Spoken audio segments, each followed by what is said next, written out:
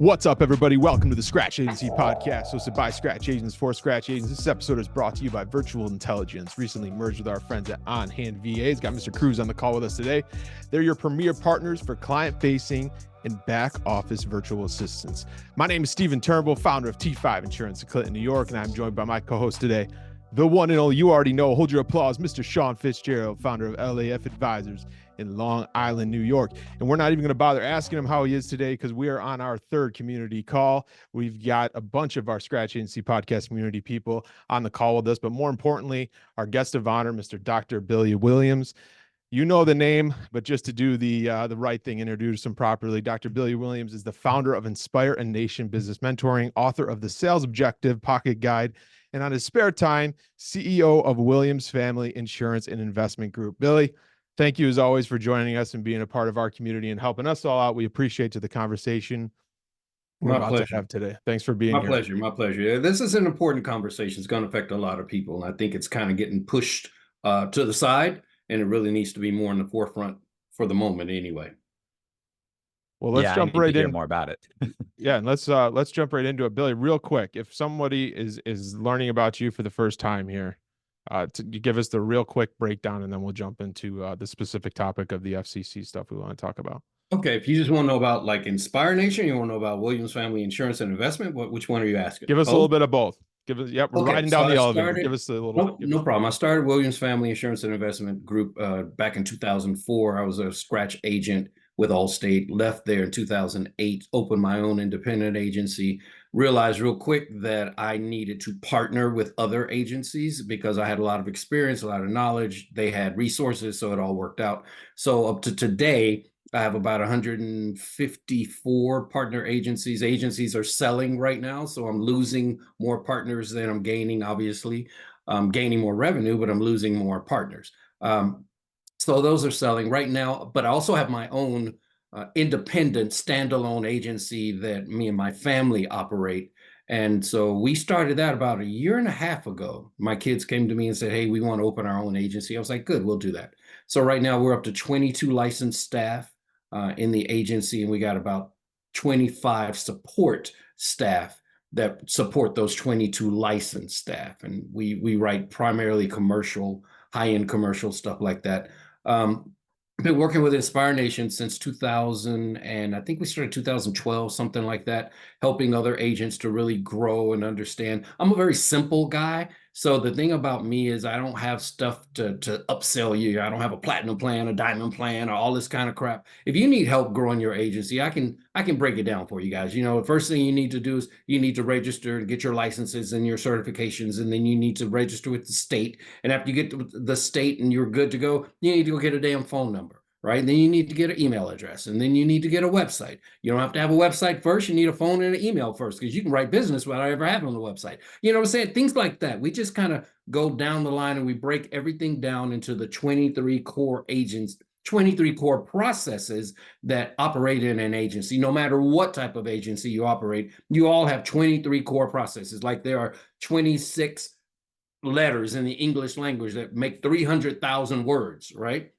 There are 23 core processes that all of these thousands and thousands of agencies operate under. So we just break those processes down and try to simplify them for the average agent. Is that quick enough? Does that kind of paint the picture? Perfect, Billy. Perfect, okay. Billy. But let's get into I want to get into the real fun stuff today. I want to talk about the FCC and kind of what's going on there with the text messaging and the opt-in forms and having to give them an option to opt out and all that stuff. Gotcha. Can you break that all down for us? I can. Can you guys do screen sharing? Can you make me co-host? Yep.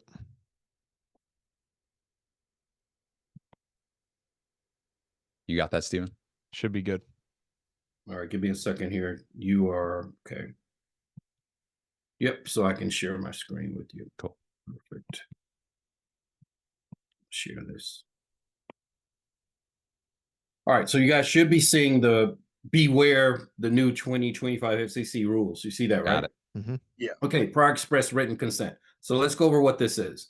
So this is supposed to take effect January 2025, and it targets specific lead generation. That's really what it does. I don't know why the government thinks somehow they need to make it harder for us to get leads, but they do. So we'll just work on that and not even worry about it. All right.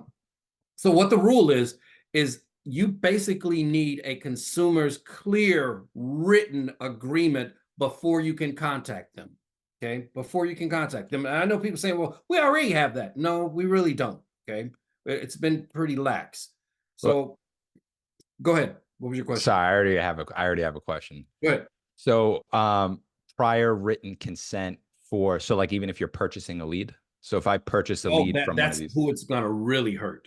Okay, who it's gonna really hurt are the people who sell leads. One of my good friends owns the Age Lead store, and we had like a 2-hour conversation about how this new rule could impact his leads. Okay, so here's what happened. Previously, companies could use lead generators, right? You use all these websites and all this other stuff that was out there, and you would just gather their stuff, and then you package it and you sell it. Then you sell it to this company, that reseller, that reseller. So that person would end up getting called 40 times, right? The moment they hit enter, right? They get called 40 times. Well, this new rule requires a one-to-one specific consent, which means now that lead generator has to list what vendors or what agents will contact that person. So I can't just say, put in your email address and your name and da-da-da. Now it's got to say, you're going to be contacted by T5 Insurance, by LAF Advisors, by this. And so it's really going to hurt those particular companies. So the real key is requesting to record this meeting. It's already being recorded, Donald. I don't think you can record it if they're already doing it. Finding new ways to obtain clear written consent. So in essence, the FCC aims to give consumers more control. That's really what they want to do. They want Miss Johnson to not complain because she's getting 35 calls and all this stuff. But the challenge for businesses is that now we've got to do a lot more work. Well, here's the deal. We really don't have to do more work. We just have to be more disciplined about the work we do. Okay. So if you're buying leads, that company needs to tell you what their policies are. They need to make sure that they're compliant. They need to have your name listed on their list of vendors that are possibly going to call this customer. Again, this is proposed, with the new, I believe we're going to have a new president. So I don't know, but with the new regime, even if the old regime stays in, this might stick in this present form. It might not stick in this present form. But here's the deal. We've been doing this since 2010. Right? I didn't know this was coming. I just knew that we needed to make sure that we really had a really good, clear consent before I could text message you, before I could email you, before I could do all that other stuff. So really what I'm doing is I'm reiterating what should already be in place. So we're going to say focus on PEDALs.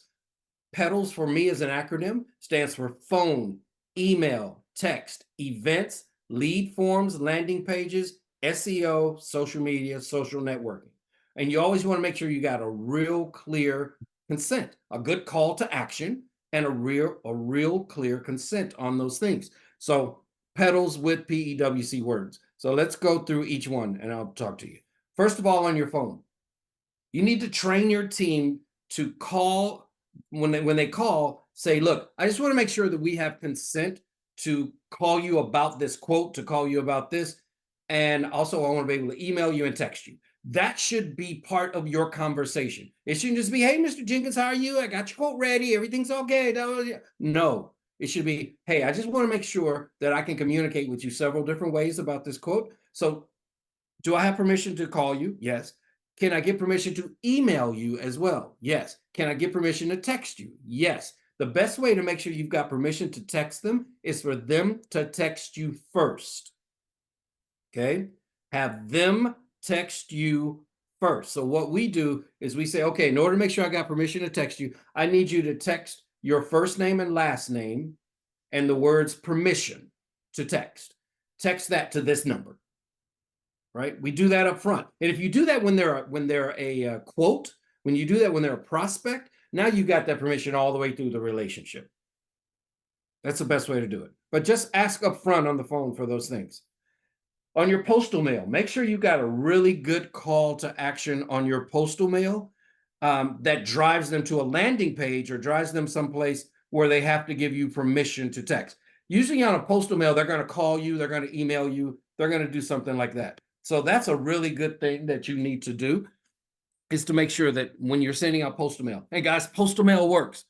Okay, postal mail works. I'm not going to get into the marketing piece of this, but just know it does work, and it works well. So don't blow it off.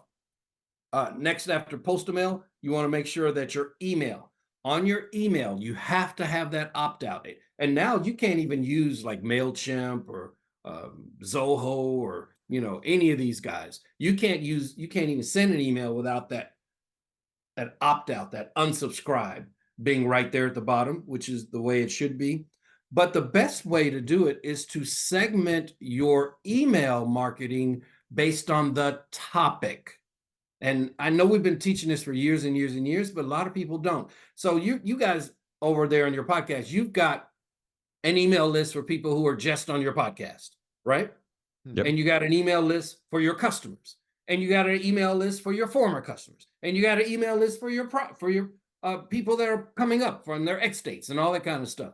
So if you learn to segment that email list better and really identify you're getting this email because you're part of our community, our scratch agency community, you're going to have less opt-outs and you're going to get more people engaged. But your email marketing, if you segment a little bit better. Now I'm going to show you the wording that needs to be on all this. I'm not just going to tell you, I'm going to show you the wording. Text messaging. This is the biggie. This is what started it all. This is what drove this whole legislation. Text messaging. Okay. So text messaging is the most powerful way to communicate in the world today. I absolutely believe that. But you've got to make sure that people actually gave you permission to text. Okay. We've got several ways that we do it. First and foremost, we always have them text us first. Okay. Even on our newsletter, if you look at the bottom here, it says text your email address to this phone number to opt into our newsletter. So I don't just have one way of opting into our e-newsletter. I've got several different ways. You can scan the QR code. You can text your email address into that number right there. That's a real number, by the way. You can text your email address. You can, opt in. You can do whatever. But if you really want to grow your business, I believe, this is Billy's opinion, if you really want to grow your business, you've got to master your text messaging opt-ins. You've got to master your text messaging list. Our text messaging list has more ROI. I mean, like quadruple the ROI as our email list. Okay. And just so you know, 98% of all text messages are read within 1 hour. Less than 20% of emails are read. Okay. Less than 20. Go Billy, ahead. can I ask you a question before we move on from this? Yeah. So when I purchase leads, right, we use a company we purchase leads from. Within Agency Zoom, I have automation set up where once the lead comes into my pipeline, they automatically get hit with an email and a text message. Okay. Is that? Well, it depends on the lead. If you're buying a real-time lead, you have 90 days, basically. If that person opted in, if it's on the opt-in form, that you could actually send that. So yeah, that's not a problem. Now, if you're buying old leads, if they're older than 90 days, then no, you're supposed to get new opt-in permission for that. Got it. Okay. I just wanted to clarify that. Yeah. And again, it all depends on if this goes into effect or not. Webinars and recorded hotlines. Guys, this is a phenomenal way to get your people to give you prior express written consent. I don't know why more agents are not recording webinars, why they're not recording hotlines. Well, a hotline is basically a phone call that you record and you put the audio out there. Hey, if you want more information, call into this number, do this. Once that person, if that person initiates the activity, they are opted in. Please understand that. If they initiate the activity, they are opted in. If they call you, you have permission to call them back. If they text you, you have permission to text them back. If they provide their phone, email address, you have permission to use phone, email address. If they give their mobile number, you have permission to use that mobile number, right? You just have to make sure that it's real clear that when they provide it, this is how you're going to use it. Okay, but just that's the easiest way. Remember, when they initiate first, you always have written permission. Okay. Billy, real quick. So Yes, sir. prospect fills out our intake form on the website and puts phone number, email, all of that stuff, and then can we text you? Yes, that's consent. We're good to go for that relationship. You're good. Okay. That's prior express written consent. So you don't have to worry about it. As long as the wording says it, you're good. Okay. Search engines, while you guys are out there using SEO, you need to make sure that your website has prior express written consent on anything that's on your website where they have to fill out a form, provide information, do anything like that. You can use SEO to drive people to your website, of course. And so you got to make sure that even your keywords opt in to get a quote. Those kind of things are listed on your website. And again, I'm going to give you the actual wording that we use. So social media, your lead generation, Facebook, Instagram, all those guys, they already have an opt-in. And I've read it and it looks like it might suffice, but if somebody just wanted to be an ass, they could challenge it and go, I just thought you were going to do this. But remember, if they opted in, if they called you, if they filled out a form, they gave you permission. That's the best way to think of it. Okay. All right. So let's look at what the wording is. I'm going to go over to my site. And I'm going to go to the 15-minute lunch and learn. My site is inspireanation.org. Inspireanation.org. Not .com, .org. Okay. I'm going to go to the 15-minute lunch and learn tab. And when you scroll down, you're going to see, I have a bunch of stuff out here, guys. So that you guys could get for free for you folks that are on the podcast. So we're going to go down to the PEWC training that I did, though. Prior express written consent action checklist. I actually have a full checklist that goes through kind of what we went through today, and it gives a little more detail on what you need to put on your stuff. But this is the wording that we use. It says, check the PEWC box below to confirm that completing this form is considered prior express written consent that Inspire Nation Business Mentoring, a subsidiary of the Williams Family Insurance and Investment Group, can contact you at the contact information you provided above about our downloadable resources, promotions, web-based and in-person events, and other important products and services we provide. So this is our PEWC that we use. And the reason why I did not specifically say we're going to text message you, we're going to email you, we're going to, give you a robocall, we're going to do this, is because I don't want some attorney sharpshooting my shit. Okay. My wife is an attorney, so I know how attorneys will nitpick and sharpshoot everything. So by leaving it generic enough to where it encompasses all the information you put above, I'm clean. I'm clear. Now, you can go as specific as you want, but I'm just letting you know. Go ahead. All right, question for you. Why would we do this if it's not in effect yet? It's probably a silly question, but I'm just curious. It is in effect. It's just going to be stronger ruling that goes into effect January. I have an agency in Florida that got hit with a $3 million lawsuit for text messaging. Jeez. $3 million. I was asking for a front. Yeah, for text messaging. So let me tell you a story, because this is really important. So, you can get all the mobile numbers and all this stuff from truckers, right? Depending on what state you're in. So this agent came to me and said, hey, I'd like to be able to text all these truckers. I got this big, huge list of all these truckers. And I'm like, don't do it. Don't do it, because you're going to get yourself in trouble. Of course, they didn't listen, right? They texted, I don't know, 10, 15,000 truckers about insurance, trucking insurance, or whatever. And they got sued, a $3 million lawsuit, which they lost. Okay. So the rules have always been in place. It's just now they're putting a label on it. They're putting a name on it. They're making it stronger. They're really, I think they're going to enforce it better than it always has. It won't impact cold calling at all, right?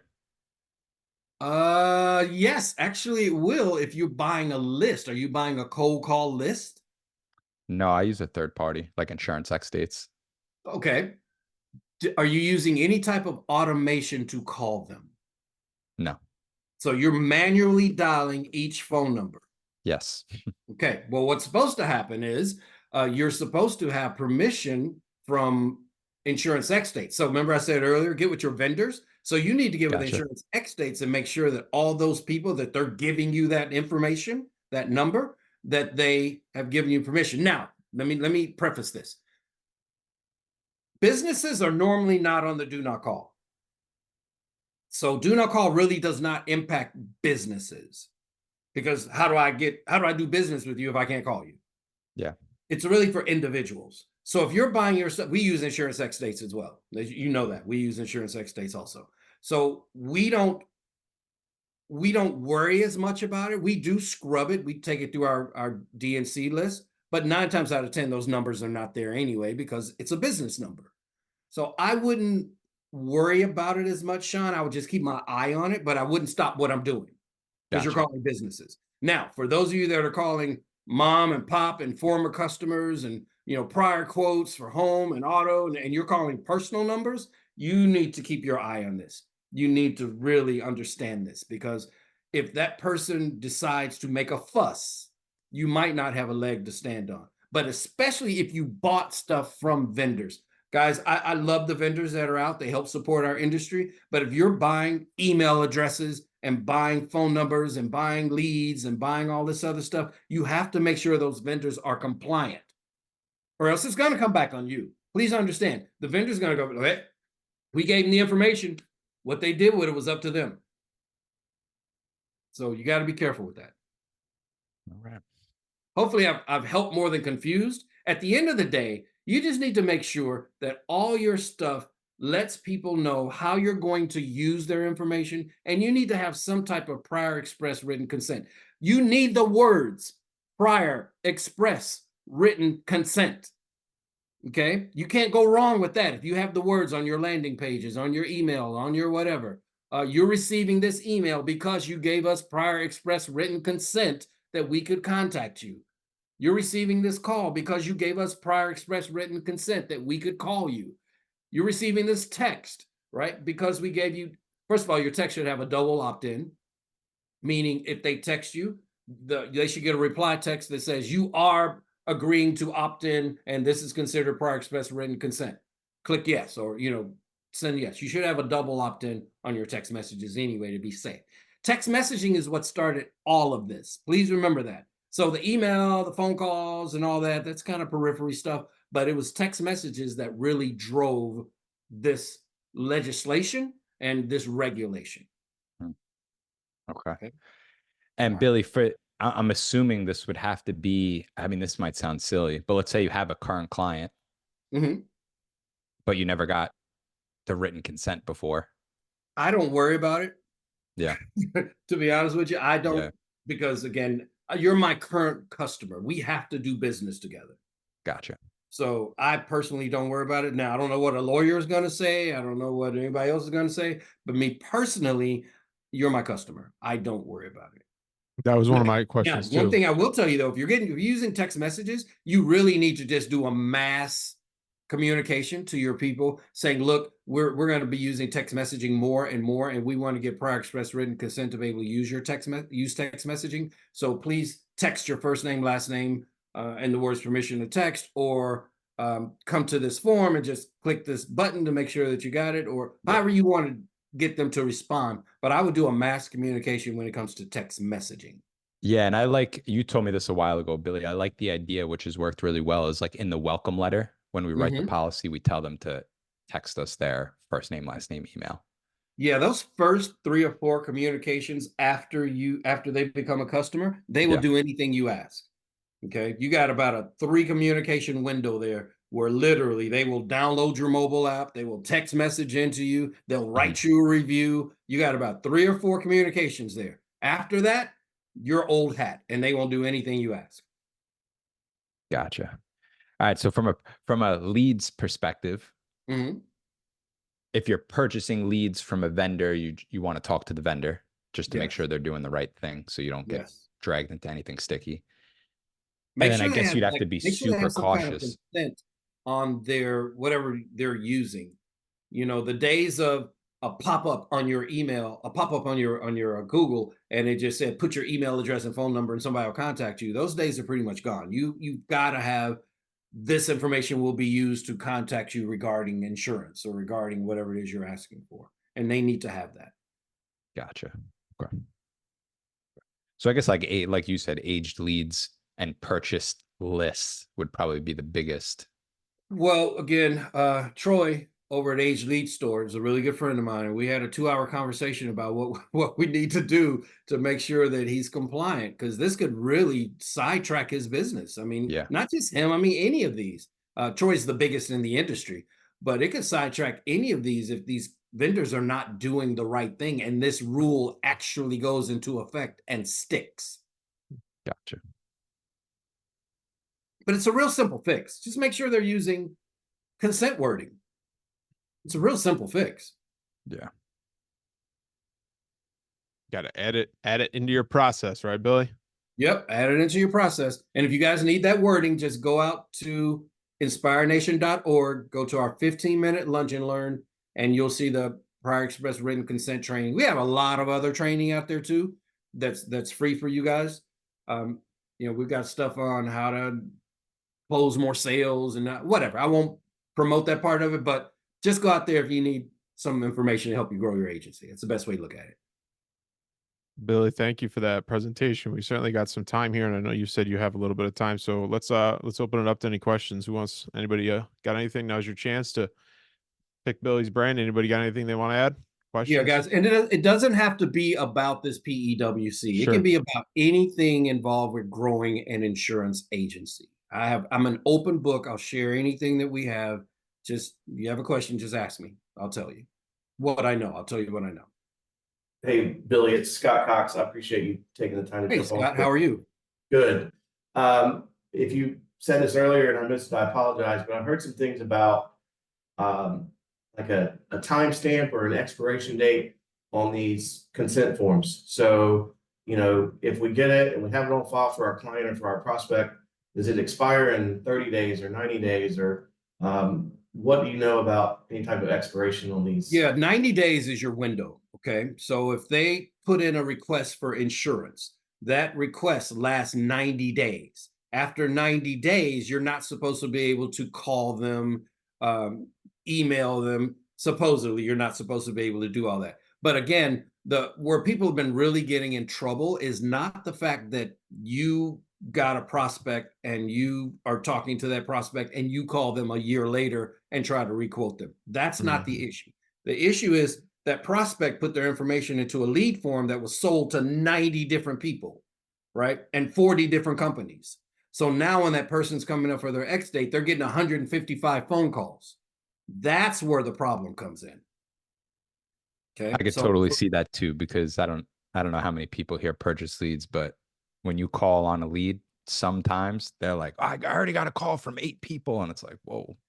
Well, you know, that's pretty good. That means you got a good vendor. Yeah, because right. if you got some crappy vendors out here Only 8? that their whole thing is to get a lead and resell that lead to other resellers. So now they'll say, oh, we only sell to one captive agent and to one independent agent, but we sell to 46 other companies who will sell to one captive and one independent agent. So now that person's getting bombarded. That's why, guys, it's really important to your 90 days here. If you want to really put some power into your 90-day window there, as we call it, use video, guys. Use video. Don't just send an email. Don't just send a text saying, hey, I see you're coming up for renewal and we've got some great prices and some great carriers and we'd love to sit on, you know, the same old generic crap. Use video. Text message out a link to a video. Email a link to a video, because now that's engaged. Now they're looking at your face. They're looking at what you talked about. Hey, this is Billy Williams. A year ago, I was competing for your insurance. At that time, you decided to go somewhere else, but the industry has changed a lot. Prices have changed, carriers have changed, guidelines have changed. I'm still here. So I'm looking you eye to eye or eye to camera, and I'm saying, I want to compete for your business. That's a lot more impactful than me just sending out a generic ass email to 700 people.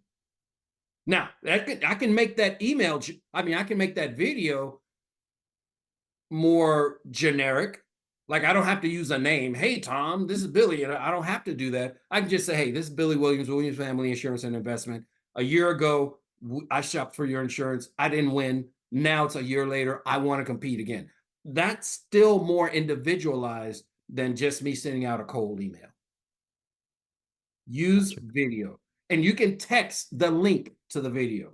You can, I mean, store it on YouTube. You can text the link. Hey, here's a personalized video that I made. I know you're coming up for renewal. Check it out. Does that make sense? Yep. Okay. If you guys go to my agency site, which is wfig.info, wfig.info, you will see we have video on everything. Every piece of content that we create on our site, written content, we create a matching video content. So if you go to our quote page, or you go to our fillable form, or you go to our FAQ page or whatever, and you read, right beside it is a video that says the exact same thing. So I'm getting double the SEO, but when we track it, what we see is more people watch the video than read the content. Okay. Makes sense. So video is just powerful. There's no reason for you guys not to use it. The other thing about video, since we're talking about this, is when you send out a video, right? Let's say a video quote or a video, whatever you're sending out. That video is not going to get looked at the moment that it gets sent out. We've tracked this for years. When you send an email, the reason why your emails are not being read is because people are busy when you send them. So, and they don't have enough kick, enough juice to make people want to go back and read them a lot of times. You know when most videos are watched? Sometime between 9 p.m. and midnight. The majority of all videos that we send out, quote proposals, follow-ups, whatever, are not looked at 2 o'clock in the afternoon. They're not looked at 4 o'clock in the afternoon. They're looked at 9 o'clock at night or later, and they're looked at multiple times. Man. So there's just no reason for you guys not to use video. All right. Does anybody else got any questions?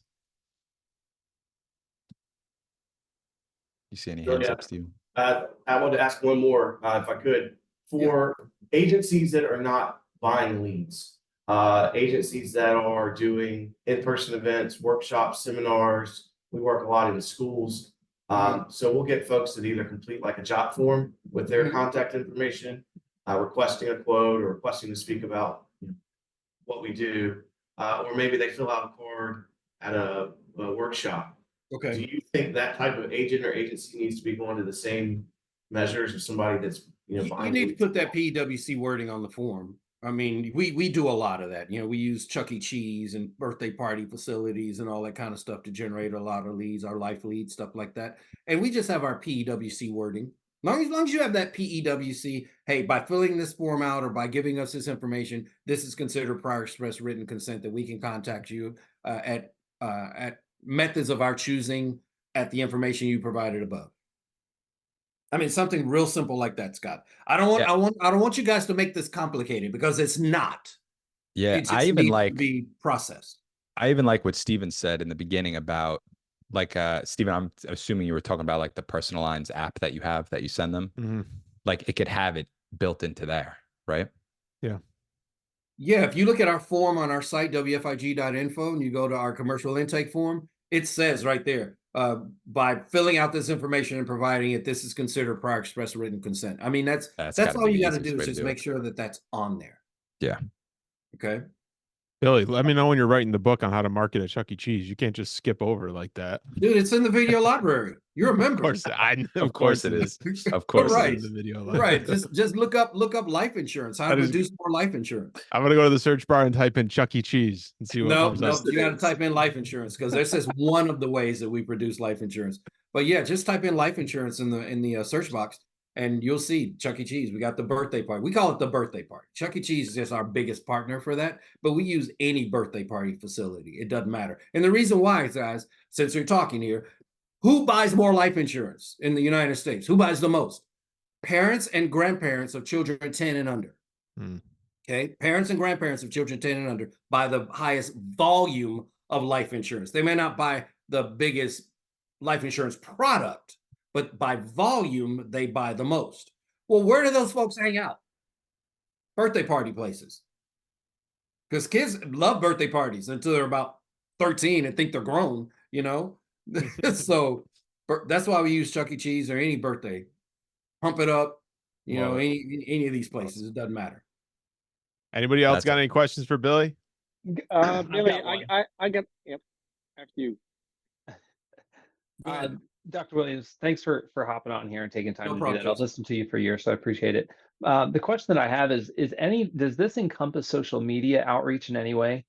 Facebook, yeah, it does, Instagram? But those forms are already built in. Like when you do your lead forms, things like that, those are they already have that consent on them. And I think those will hold up no matter what, because, you know, it's Facebook and all those guys. So, but if you're putting out content, and in that content, you drive people to a landing page or drive them to a downloadable resource, you got to make sure that resource has that PEWC wording on it.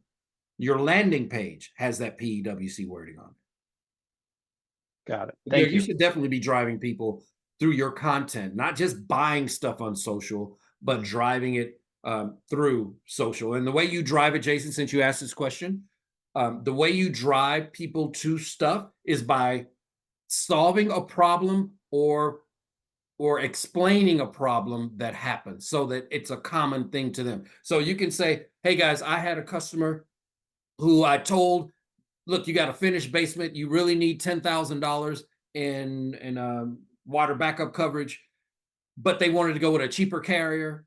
Instead of going with the carrier that offered 10, they went with the carrier that offered 5. Because you know they were worried about price, and then all of a sudden it was the rains, 100-year rain came, and everything was wiped out. And now they're like, well, I don't know, because I had flood, but my flood's not going to cover it, and then it made my sump pump back up. So really, it's water backup. And so you explain all that, because then someone goes, oh shit, I'm in that same situation. You know, putting out stuff like, oh, be careful, roads are really slippery when it's wet. That ain't gonna drive nobody nowhere. It's gonna drive them crazy. Okay. But when you start taking those situations, that's why every claim in your agency is content. Okay. Every claim in your agency is content. Right. Billy, we got another question too. I just want to get to no problem. I want to get on these rolls, man. I'm sorry. We're bringing you back in. Don't worry. You got me all fired up with Chuck E. Cheese. You guys want more of this? I'm gonna go ahead and do my little side thing. You guys know I do a 2-day in-person workshop, right? And I got one coming up in May. We're doing one in August, doing one in September, doing one in November. You guys should go out to inspiration.org and check it out. If you really like what we're talking about today and you like how I kind of give it to you real world to the point, that 2-day workshop will blow your damn mind. Billy, I want to preface the next question. I believe John has a question for you next. And this is super exciting because John was at the Big Eye New York event, and Rob and I met him yesterday, and his agency officially started on Monday. So he's at the right place talking to you here. So I just wanted to preface that and make sure you got the credit he deserves. So John, congratulations on taking the jump, but go ahead for your question. Hey, Billy, thanks for doing what you're doing. And big question that I have is, you know, I'm day one in the business. I actually don't have much insurance background. I do have a lot of business background. Okay. But I am going to, I guess, solicit my immediate network of businesses that I do work with. I'm a CPA. I don't feel completely comfortable jumping in because I don't have much experience in the industry. So I've been like referring clients to like you know, bigger name brokerage shops and leaning on their expertise. Exactly. Stop doing that right now. So assuming I have to go forward is to you know, because I don't have no carrier is going to talk to me right now. So I have to either do like a cluster or an alliance or a wholesaler. But I guess, how do I get over that comfort to know that I'm putting a client of mine in a policy and, you know, lean on my own expertise, which I really don't have any. Okay. First of all, let me ask you, what kind of policies are you selling? All commercial. All commercial. Okay. So the first thing you have to understand is you don't have to know, you just have to be able to guide them to someone or something that knows. So what our new commercial producers, the first thing I have them do is in our video library, we have this really comprehensive coverage for commercial. Okay. And then what I have them do is I don't want them to explain necessarily what that coverage is. I want them to be able to send the template that explains what that coverage is. And this is why quote proposals, video quote proposals, stuff like that are so important. So what I have them do is they'll say, all right, on your non-hired or whatever it is, here's the definition for non-hired. Here's how you would use it. And then they move the hell on to the next one. Here's the definition for this, and here's how you would use it. Here's the definition for this. See, I don't need you to be an expert. I just need you to have access to the expertise. Does that make sense? So your templates, Shawn, Stephen, if you're helping him out, make sure that his templates say all the crap that he doesn't know how to say. And we do this with all of our people, guys. This is not just something that I do for new people. Our existing people who've been around for 20, 30 years or whatever they have in the industry, when they send out an endorsement confirmation, that endorsement confirmation says, you have this weakness. Here's the definition of what that coverage does. Here are the possible consequences if you have a claim and it does not happen. That's built into our templates. Mm-hmm. Does that make sense? So now, John, once you have that, you'll feel comfortable talking to people because you'll have a reference. That's what you don't have right now. You don't have something you can refer them to, or you don't have a reference where you can say, well, this is what that means without giving them a big ass book of insurance, right? So you don't want to do that. You don't want to give them your insurance test and go, this is what I learned. No. So you make sure that all your templates, the information that you send out, those coverages are explained in real world terms. And more importantly, here's what the situation looks like if you don't have it when you need it. So Shawn and I sat down and looked at these templates. This was probably a year ago, Shawn, we sat down and start really building these templates out in your agency, something like that. Yeah, about that. Okay. And I think Stephen, have you started or have you done that as well? Yeah. Yep. So why don't you guys talk about it instead of me talking about it? How is it? I mean, what I do is honestly, like if I'm caught off guard, like somebody asks me a coverage question, I don't know the answer. The first thing is like, I'm just very upfront with them. Like, hey, that's a great question for that specific scenario. I'm not 100% sure, but I'll get the right answer and I'll get back to you. So that'd be my piece of advice is if you're ever thrown off guard with like a coverage question, just tell them, hey, I'm not 100% sure. Let me find the answer and I'll get back to you right away. People will respect that. They'll respect that to a point, but if every answer you give is that answer, then they won't respect it. Correct. Okay. That's why I'm telling you, get your paperwork together first. Get your templates. All your quote forms should have the definition of every coverage and should have possible consequences if you didn't have this coverage when you needed a claim. When you put that together and when you start scaling and bringing on other people that are new to the industry too, everything's set right there. You get the foundation right there. And that's you're doing that with your VAs too, right, Stephen? Yeah, exactly. Yep. Exactly that. Billy, we're probably what I would do, my man. Start educating, get your templates together first, and then that will help educate you as you start to have better conversations with your people. Okay. John, thanks for that question. Stepping up 3 days in, asking a question like that. I appreciate that, man. It's awesome. And remember, John, it's all about leads, bro. At this point in time, don't get caught up in all the BS. Don't get caught up in all the crap you see at the conferences and all the stuff that you're hearing online and all the Facebook groups and what everybody's doing. Your thing, 90% of your day should be getting leads. 100%. And what do you recommend is the best lead generation? There is no best, my man. There's about 17 different ways to get leads. If you're looking for immediate leads, then you need to buy. Okay, you need to buy leads. If you're looking for long-term quality, then you need to build referral partnerships. That's a whole nother Other episode. professions. Go ahead. I take offense to that, Billy, by the way. That's a whole nother episode. Billy, thank you for joining us. Could you do me a Yeah. favor and make me host? Stop sharing your screen, make me host, just so we can make sure this records to get it out on the podcast.